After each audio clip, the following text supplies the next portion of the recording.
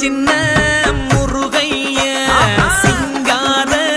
முருகைய சின்ன சின்ன முருகைய சிங்கார முருகைய